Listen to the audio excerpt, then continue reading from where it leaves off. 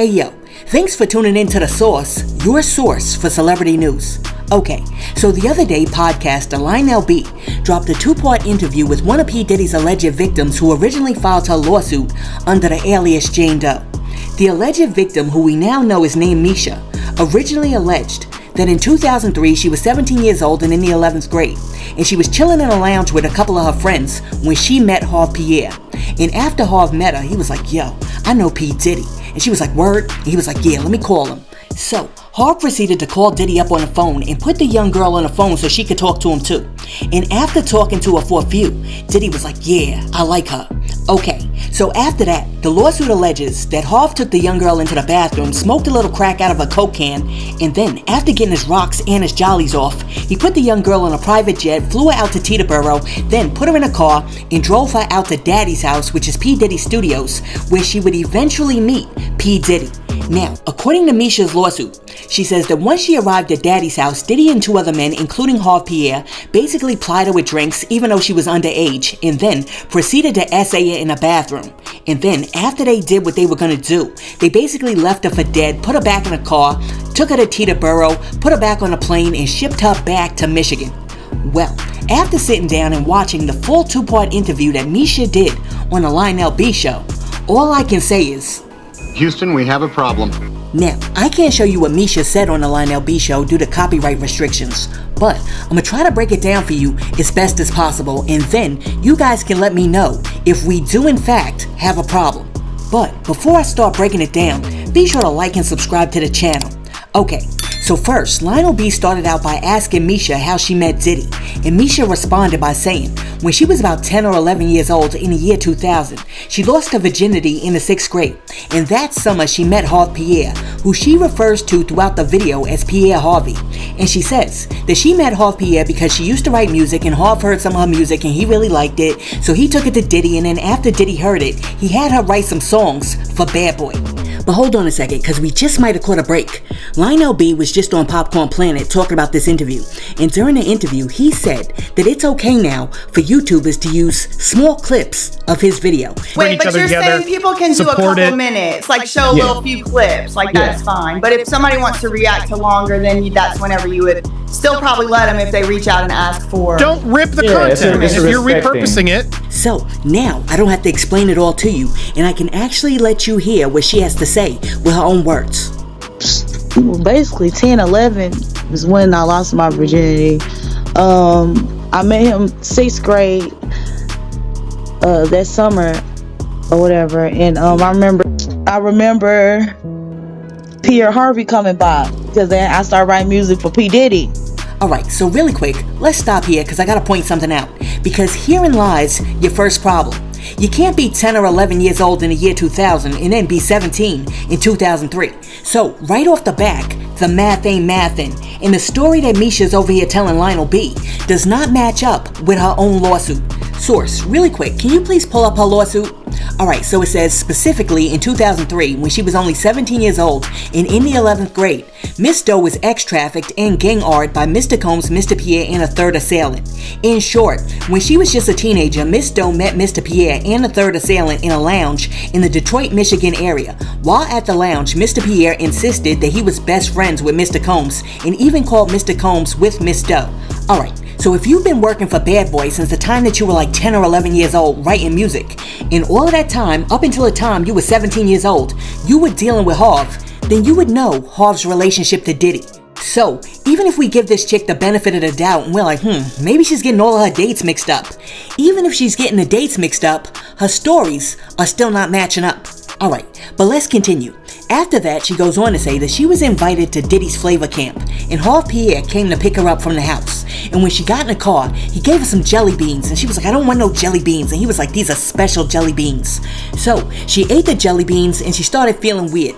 When she got to the studio with Harv, they then offered her something to drink, and she also started to feel even weirder, and then she started to pass out. He was telling me that P. Diddy wanted to meet me or whatever. He wanted me to come to his flavor camp for 48 hours. So when they came back, I was expecting P. Diddy to be outside, but P. Diddy wasn't outside. Pierre Harvey was outside, and he picked me up. When I got to the car, he was all like, he put P. Diddy on the phone because I was like skeptical about getting in the car. So he had to call P. Diddy for me to hear his voice. And once I heard his voice, I got in the car. And then when I got in the car, I remember him like, eat the candy, eat the jelly beans. I think I had on pink that day. Pink, like some pink sweats and like a shirt. And I had Bobos in my head. And he was like, eat the candy, eat the candy. And some said don't eat the candy, but then he was like being real persistent. Eat it, eat the candy, try it. These are new jelly beans. We just invented these with jelly beans. Now, according to Misha, while she was in and out of consciousness, she could see Gloria Allred's client, the Hispanic chick who says that she got like SA'd by Big Joe and Diddy, getting up on the pool table. I remember looking on the pool table and there was a lady getting on the table. I thought she was Mexican, but she was the Arabian lady that was Miss Gloria Alvarez. I saw her getting on the table, but I was like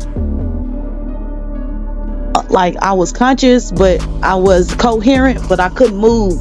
And then I remember it being like, I'm thirsty. Okay, so once again, this woman's story and Gloria Allred's client stories don't even take place in the same year.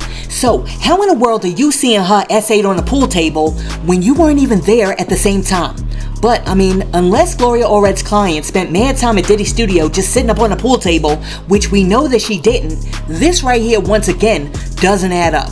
Okay, so after that, she went on to say that Diddy kept on giving her compliments on her shape, especially her behind. And then he offered her something else to drink, and she drank it, and then she passed out again. But when she woke up this time, she was in a different room, and Diddy was over there with her, being all touchy-feely. She says that she thought that Diddy was mad creepy, but she went along with it because she wanted to continue to write music for Bad Boy. After that, Misha says that Diddy called for his security guard Roger Bonds and sent him to the store to buy something, and when he came back with a pink adult toy.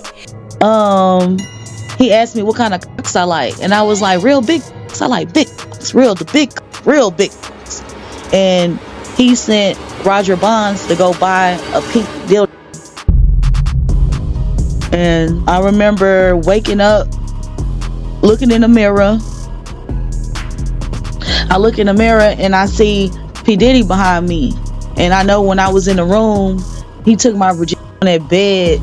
Still in and out of consciousness, she says that at one point she could remember Diddy being behind her, and then she remembers being moved to the bathroom where Diddy, some Jewish guy, and Harve Pierre continued to assault her. She says that during the assault, all she could remember was screaming because it hurt so much, and she was like, I just want to go home.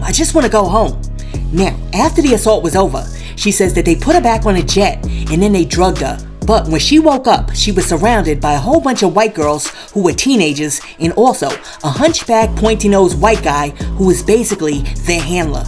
So they put me back on the jet, and I wake up, I'm with some other white girls, like we all teenagers. They were a little bit older than me.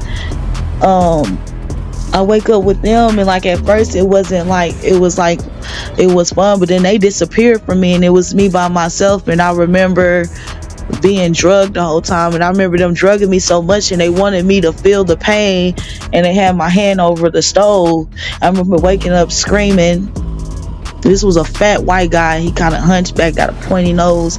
Now, let's be very clear, because once again, this recollection is very different than what the lawsuit says. Because the lawsuit says, finally, after a period of time, Miss Doe regained her bearings. However, she could barely stand up following a gang R, and she had to be helped to walk out of the building and back into a car. She was taken back to an airport and flown back to Michigan.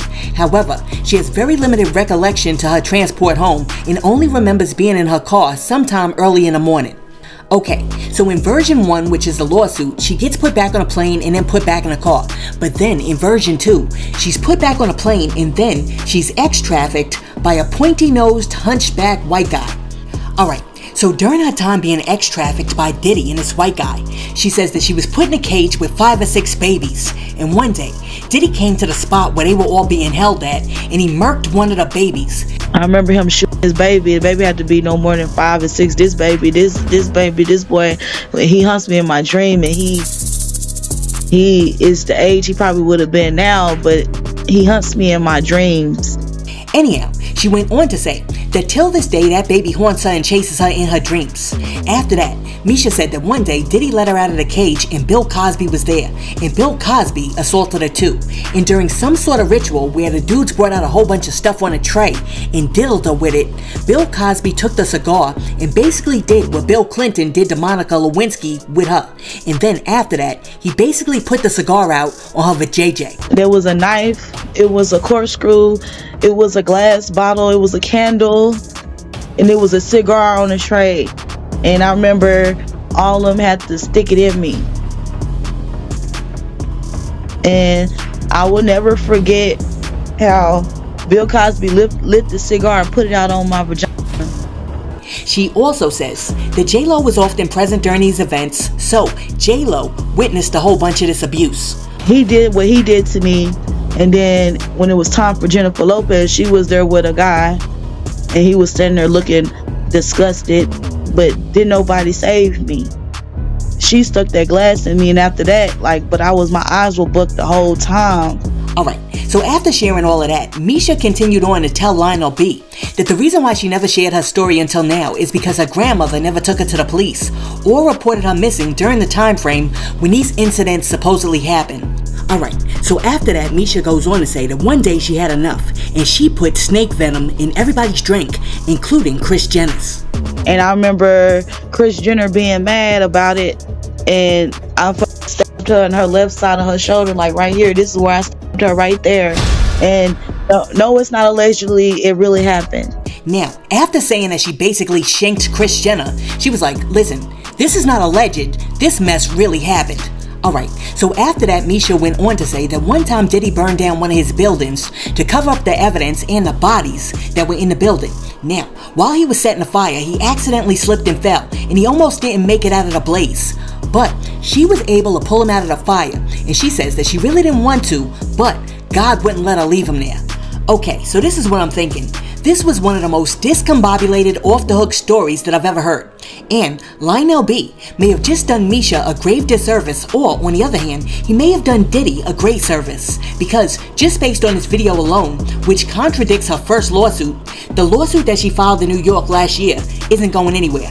Because now, all Diddy's attorneys have to do is take this YouTube video, which was made by Lionel B, and bring it to the court and juxtapose it against her original lawsuit and show it to the jurors, and I guarantee you, the jurors are going to be like, yeah, no, I don't know, nope, I don't think so. Case dismissed. Now, in my estimation, one of four things could be going on here. 1. This chick Misha is purposefully lying her A off and making stuff up as she goes along just to get a bag. 2. This chick looks like the girl in the photos that was sitting on Diddy's lap in the studio, but this isn't really Jane Doe from the lawsuit, and Lionel B and this chick are trying to pull one over on us. 3.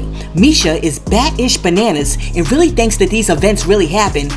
Or 4. Diddy really did do something to this chick, but the trauma of the events have scrambled things in her mind to the point where she's so psychologically damaged that her story is no longer coherent. Listen, if this woman is in fact one of Diddy's real victims, and she's been traumatized by past events, then I feel so sorry for her, because she may have just ruined her chances of winning her civil lawsuit against Diddy, just so Lionel B could get a measly 6 or 7K YouTube payday.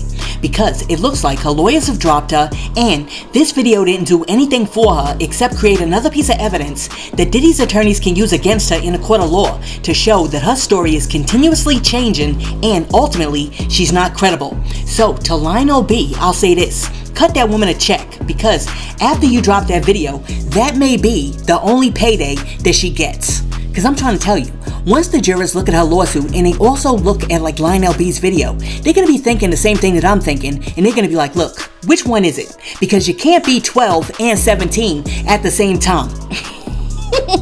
Listen, I hate to laugh, but y'all know darn well that is true. Listen, y'all all know that I love me a good Diddy story, and I'm no fan of Diddy. But when these people have these alleged victims on their show, I wish that they would give these people a little pushback when they're telling their stories. Because if somebody comes on your show and they're like, alright, first I was at the party, and then Diddy came out the sky, riding on a yellow unicorn, and then he made George Washington rise from the dead, and then George Washington gave me a drink, and then after I drank it, he essayed me, and I know for a fact that it was George Washington, because when I look back, even though I was woozy, he had wooden teeth with the initials GW engraved on them. I mean, is it just me? Or when somebody says some crazy ish like that during an interview, you're at least supposed to like stop, pause for a minute and be like, wait a minute, what did you just say? I mean, you gotta give a little pushback. You can't just be like letting people say whatever they want to say, no matter how bonkers it is, and not chime in to ask a few interrogative questions. You know what I'm saying? Like, there are a couple of things that she said in a story where, like, you're supposed to stop her and be like, what? What did you just say? Ma'am, do you have any proof aside from photos to back up this fantastical story? Because this right here is better than a Wizard of Oz. Listen, let me know what you think. Did Misha help herself or hurt herself by doing a Lionel B interview? And if you were a juror and you were looking at this case and saw that Misha's stories just don't add up, would you still find her to be credible, or would you vote to dismiss the case? Let me know what you think about that in the comments, and while you're down there leaving a comment, be sure to like and subscribe to the channel and share this video with your friends. Hey yo, thanks for tuning in to The Source, your source for celebrity news. Peace.